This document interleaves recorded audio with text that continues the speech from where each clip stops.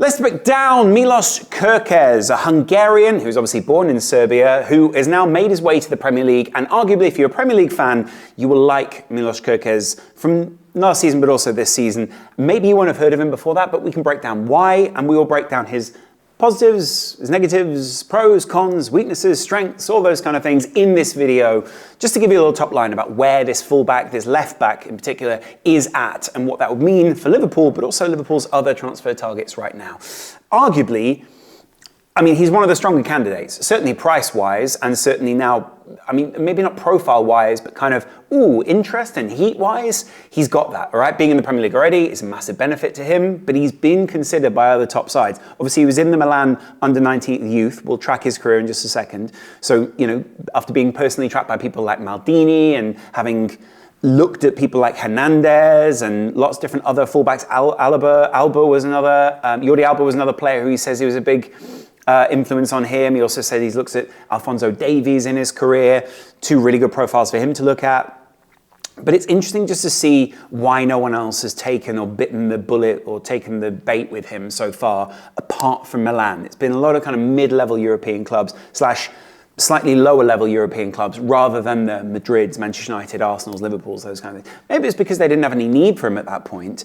But also, you know, you want to take some of this into consideration, shall we say. Seems like a good player. Valued about 50 million from Bournemouth. You'd imagine that Liverpool would try to negotiate that down. He was bought for something like 17.87 million euros. So that's quite an increase on the price for him. And even though he's impressed in the Premier League, you've got to say there's like very few that can go above the 50 million mark. So Liverpool really want to be sure on him. It's interesting to look at where he's been in his career, all right? So obviously he was born in Serbia, therefore he represents one of his local teams at that point, which I think was Varbas. Don't know much about them, mainly because, well, like this weird part of Europe to not have an intense knowledge about, but, you know, sure. He moved to Austria, Rapid Vienna, or Rapid Wien, as the Austrians call them. Then he went from them back to Hungary. Then he went from Hungary to Milan. He sort of went around in Győr and a couple of other places in Hungary, and then went to Milan, the under-19s, particularly scouted out by Paolo Maldini and very much convinced by him to go to Milan, to go and continue his development. It seems as if a lot of his kind of his attacking play, and he was a bit of a finishing school there at Milan.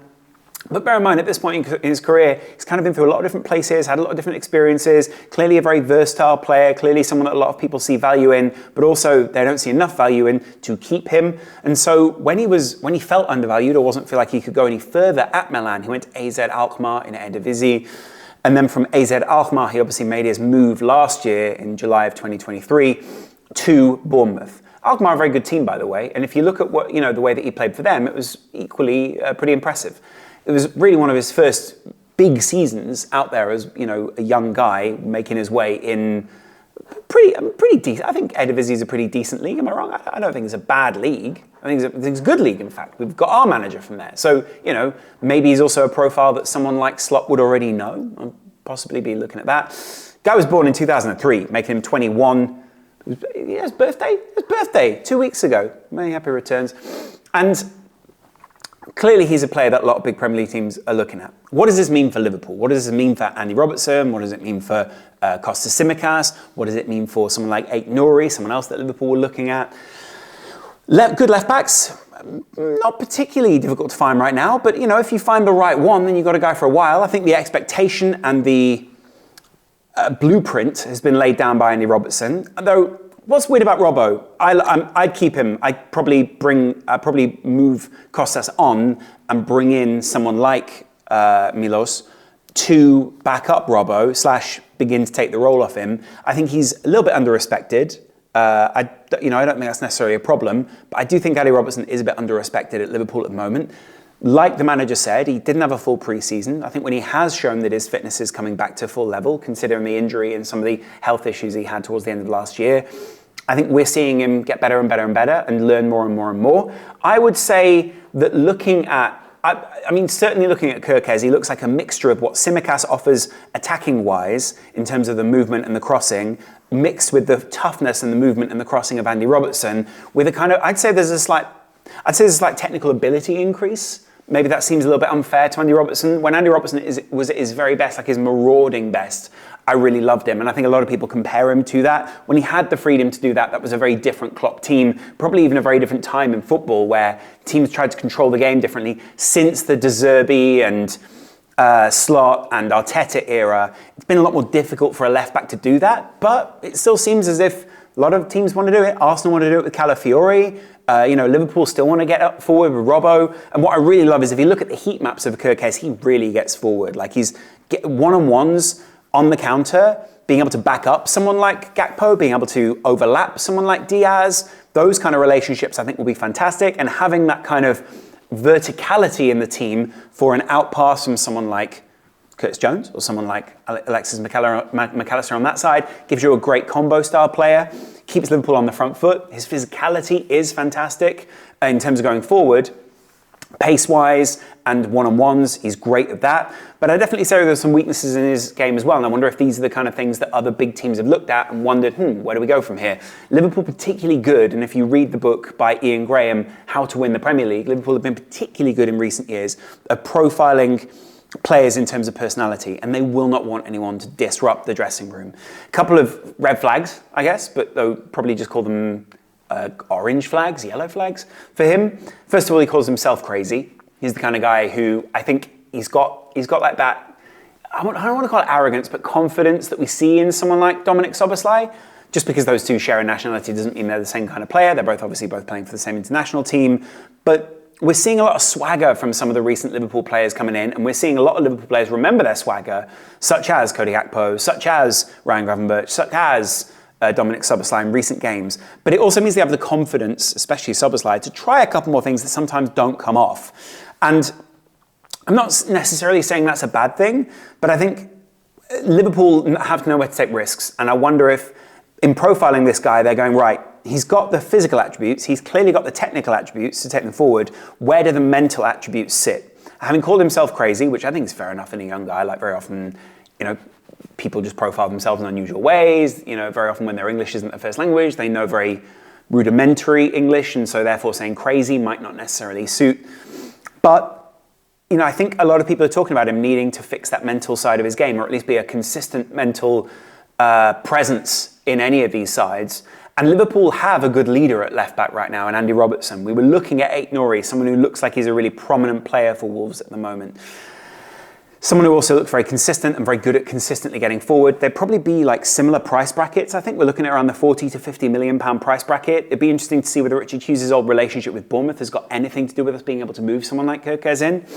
But I think there's broadly acknowledged that he can develop mentally. He's still 21, so developmental stages, there's still got a lot of hoops to go through. He's still probably got brain development that's going on there. So there's a lot there for him to be finished with at a club like Liverpool, and to be crafted by a manager like Arne Slot would be fantastic. We've seen Arne Slot with a lot of the young players at Liverpool already. He's not necessarily brought any of the youth through, but the players and the youth that he has had relationships and time with already seem to have improved. It's why we're sort of disappointed we've not seen him with Harvey Elliott yet. It's why we're kind of disappointed that we've not seen him get more time with some of those younger guys. Some of them, they sort of just went straight out. They were sold straight away. Maybe he identified them, and Hughes and Edwards identified them as just players we can move on because we're going to bring in new players and we want to fill those transfer coffers. But a 21-year-old is still very shapeable, and he's someone who's having a lot of really good... You will have seen the prominent performance of him against Man City, very highly rated in that. I think he was great attacking-wise against Man City there. You will have seen him attacking the likes of Arsenal, doing particularly well there. He seems to do very well in these high-profile games. Maybe there is a bit of an ego there.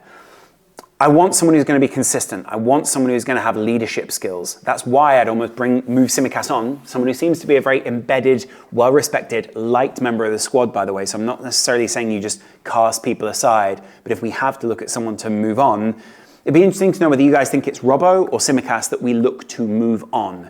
Robo, huge leader in the side, one of the stalwarts of the Klopp era, very much a profile of fullback of that time. There's kind of like a passing range that you remember him for, but there's a couple of weird, almost different passes and combination plays. There's a bit more in the air, take it back. There's a lot of 1-2s in the Kerkez highlights that I'm seeing. There's a lot of link-up play. Robo is a very marauding player and has always had good link-ups, but I like the link-ups that I see Kerkez making, and you similarly see that with Aït-Nouri. Seems as if a lot of younger players have built on what Robo initially did, walking in his footsteps, if you want to put it like that, or kind of seen that model and have built on that in the Premier League. The physicality, the roughing up of the opposition, those kind of things, those were great. Robo was never really one for like one-on-ones. I think that was why he had like Virgil van Dijk immediately behind him, why Liverpool played him as a more advanced fullback. I'm not saying he's bad in one-on-ones, but Kerkez is of a similar ilk here. He's not someone who's like a one-on-one style player. Again, I know Robo had his nights where he locked certain people down, where he was very good at recovery tackles, all these kind of things. But with someone like Virgil van Dijk immediately behind you, with a profile of player like Van Dijk and Konate and all these guys behind you, you don't necessarily need to be great at those. You just need to be good at delaying some of these people. And Kerkez doesn't necessarily do that. I think that's one of his acknowledged weaknesses, is that actually attacking-wise he's fantastic. Defensively, there's still work to be done there. Doesn't mean he's bad. Doesn't mean he doesn't have a ceiling that he can reach, which is incredibly high. It's also just one of the modern demands of the modern fullback. Like, you know, they're not going to have a fully rounded game. And if they are, they're probably already at one of the big clubs and therefore are difficult to take away from those clubs. So this is the level that Liverpool are shopping at. Liverpool that level are shopping at. So, and you know, obviously Liverpool beat Bournemouth 3-0, those kind of things. That's not really relevant at this point. Like, what we're looking at is a consistent level of performance for him and how well is he performing. And also bear in mind, he's playing in a team which I think a lot of people see as a progressive side in the Premier League, a side that people really enjoy watching, a side that people really consider to be, oh, we could shop from there because he already plays at a particularly high level. He's someone who, I've seen a lot of clips of him further down the field. I like that. Obviously, I love to see my fullback getting forward. That's a Liverpool trait, something we love to see at Liverpool. We remember it from all the way back in the day to the early Premier League era, to us seeing someone like John Arne Riise in the mid-Premier League era, to Robo. I mean, I think even at one point we wanted Insua to be that kind of guy. There is a fairly rich history at fullback for Liverpool. And I think there's a few profiles that fit this really well. What's on our side is Arne Slot. Fantastic coach, someone who values the fullback a lot in their game, gives them the freedom and the I guess license to do what it is that they like on the ball. I think he's a good defender overall, but I'm saying I think there are some weaknesses in one-on-one. I think he's good higher down the field. I think he's very good at pressing. He gives them that license to go forward and do that pressing. He gives them that license to do that combination play. Seems very good in that kind of close combination play that, again, Slot really likes. Slot has played a lot with more recently. And again, even though there can be people who can get in behind him, if you've got Virgil back there, if you've got another great centre-back coming in, is that really a concern for Liverpool? Maybe it leaves them a little exposed at times, but I think if you work on that side of your game with someone like Slot, you're going to naturally improve. And as a 21-year-old playing in this modern game, you're probably going to have identified that as a weakness anyway, because, well, that's kind of a modern weakness of fullbacks anyway. I wouldn't say he has the long ball in him that maybe Robo had at one point. He's got the crossing that Robo had in him at one point. But I would definitely say, duels-wise, further down the field, very good. Coverage-wise, not so good. So again, there's that attacking side, and then there's the kind of defensive transition side. When the opposition are transitioning against us, is he as good there? Does that really matter in the modern game? Does that really matter in a game for Liverpool specifically? He looks very good in possession in that side. And for a side like Liverpool that are just passing the ball around the back a lot, Kerkez seems very ready and good at reading the game to break out, get the space, give it back to someone else and rotate the ball, circulate the ball very quickly. Those are all great things for Liverpool. This kind of awareness, the reading of the game, I think he has good reading of the game, seems really good at exploiting the opposition with his pace, seems really active and, passes the eye test in terms of, I like that guy. I like what he's doing. He kind of looks busy enough that the fans sort of go, oh yeah, I'll take a bit of that. So yeah, I like all of those things. Everything there, tick, tick, tick, tick. Would I rather have him or Aït-Nouri? I've watched more of Aït-Nouri in terms of highlights. I've profiled more of Aït-Nouri, so maybe I have a cognitive bias towards him because I liked what I saw. I liked the way that I felt when I watched him. I liked him as a character, and I liked his swagger. I don't know Kerkez so well, so I would say there's more of a familiarity with another fullback, and someone that I was kind of sold on as a fullback for Liverpool. I think if Liverpool were to get either, we were to move for either, it would be a fantastic buy in the Premier League. Having them kind of Premier League ready and Premier League proven is great. I think it's great that obviously Real Madrid won't be in competition for him because they'll be getting their own left back this summer. They've already got like their identified people. Manchester United, maybe someone who will move on him. I'll be interested to see what they do there because that could be interesting to see. But I think Slot might give us an edge there. I don't know. I'm not saying that's necessarily the case, but let's see. Can Slot bring something over the line? Hey, I want you as part of this project. Hey, I think we could win things. Could Liverpool's progression in the Premier League or even just consistency now be a big factor there?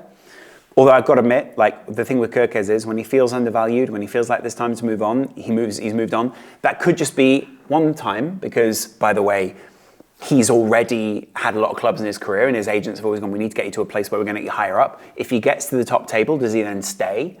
Or is it that when he gets to Liverpool, he then goes, well, Barca, Real Madrid want me, I want to move on. Does he have any particular allegiance to Liverpool? Did Andy Robertson? Possibly, because we got him for a relatively low price. He had a project he could buy into, and he really fit the Klopp profile really well.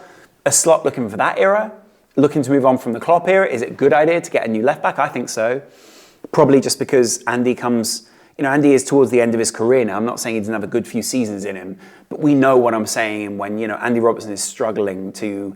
I think you can already see, it's not about the football leaving you or any of that rubbish that people just continually trot out now because Jamie Carragher said it once and now we apply it to every player. It is more, and I think, it's fair. Andy Robertson probably would agree, he still has some time left. He can pass a lot of that on in the Premier League. He can be a willing leader in the side, but bring someone else through at Liverpool, leave a legacy, pass the torch to someone else before it's just you're moved on and someone else is coming in to replace. I'd be interested to know what you guys think. I think there's a lot of conversations here to be had around Liverpool moving people on. It's certainly a position we're looking at filling. That and the midfield. Obviously, the Trent side of things is a little bit different because we've got Conor Bradley in that side already. And I'd be interested to see what it means overall for Liverpool's profile in midfield. When we're moving things around in that midfield, when we're looking for the ball to be played more through that area, does that mean we need a different style of fullback? Does that mean we need a different feel out there? Possibly. Does it also mean that we maybe need someone... Long balls aren't his thing, by the way. So what I'm seeing here is maybe we don't need people to play crossfield balls. We need someone who's more of a I'm here on this side, you're there on that side. Zubimendi, Gravenberch, McAllister, Jones, all ball players with overlapping fullbacks works really well. I think I can see that working. Obviously, I can see anything working because I'm just going to be positive about all these things because, hey, we're going to make a transfer. That'd be fantastic. And, we haven't yet seen the Slot vision in full. But it's been really great to see the way that Liverpool have already upgraded the way they're playing, already changed the way they're playing. And it makes me excited to think, well, if we are then identifying players that would fit into this even better or just as well, how smooth can we make this transition between one era and another? And spending 50 million on a fullback, I think for me, that shows intention because then you're intentionally not spending that money elsewhere. Yeah, there's a lot more to talk about. I've got a lot to talk about in terms of wingers, in terms of high-profile contracts, in terms of who are Liverpool going to move on, where can we spend the money? If we weren't to re-sign some contracts with, say, some high-profile players here, would that free up some money elsewhere? Oof, there's a lot to talk about. And with this summer coming up, I think a lot of us are focusing on re-signing contracts. It's also hey, well, if we free up some cash over here, what does that mean? Do we shift the emphasis? I think a lot of people forget the Coutinho story. A lot of people thought of him as this little magician because he was incredible for Liverpool. But the emphasis in that Klopp side and the kind of halfway house that our midfield was in at that time, the kind of Royce almost type figure that he was at that point, when he left, it completely changed the shape of Liverpool's midfield. And you think, well, if Robo was to leave, if Trent was to leave, if whoever was to move around in that midfield because we make some new signings, the emphasis of the team shifts. And I'm waiting, obviously we've seen the emphasis in the team shift to a midfield 2 and then one ahead of that or a rotating 3. But that's a very different shape to the Klopp shape. And we're still seeing that kind of playing out now and the players understanding that and all those kind of things. So I'd be interested to know what happens when you bring a fullback into that and you change that fullback or you do the same on the other side and you don't have these long ball playing players in the same way and they try and combine in a more active, not so much I'm just going to put a ball forward style way and the way that changes our rotation of the ball at the back, all those kind of things. Let me know what you guys think in the comments below. Of course, go support us on Patreon. There's a Discord down there as well, and I'll chat to you guys in a little while. Much love. Bye.